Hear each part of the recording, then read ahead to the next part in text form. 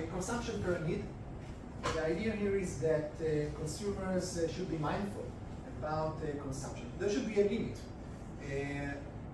What should be that limit? We can figure out the empirical solution to define that. But the idea is that if you earn more, you should be allowed to consume more, not excessively, but a bit more, because we still want to subsidize the need. It should be consistent with the income, but still restrictive in a way. And there are other ways in which you can deal with overconsumption, like donations. So people are donating today, but it's very difficult to find whom to donate to. But if you rely on a digital platform that matches your donation desires with those populations that are in need and makes it more efficient, then you can find whom to donate to. So you can reduce waste, and also barter, which is very inefficient today, can be made more efficient with the use of advanced technologies.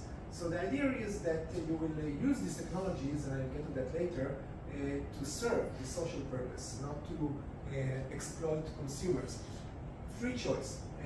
We don't have free choice today because it's the algorithms that tell us what to consume. So about 30% of the purchases on Amazon are prompted by algorithms. 80% of the movies on Netflix, it's not your choice.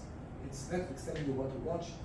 But the idea here is that you are facilitating free choice by excluding advertisements and all of these algorithms, and instead you allow people to have free choice. The free choice is not only in consumption, it's also in employment, because if you, as a low earner, increase your purchasing power through this subsidizing mechanism, then a dancer doesn't need to become a waiter in a restaurant.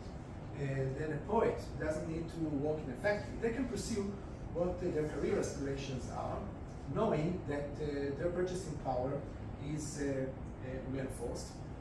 And by pursuing their real career choices, they'll be even more productive and happier. So it's not that this system is going to reduce productivity, it's actually going to increase it. Companies should accept reasonable profits. And the idea here is that it's not bad to make profit. You should be able to make profit, but it should be limited.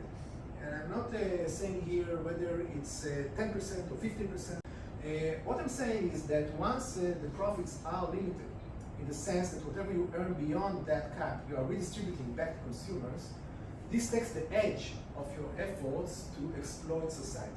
So you will make an effort to be competitive, to be productive, to lower your costs and earn money, but you will not do that to the extreme where you are cheating and exploiting others, because what's the purpose of this?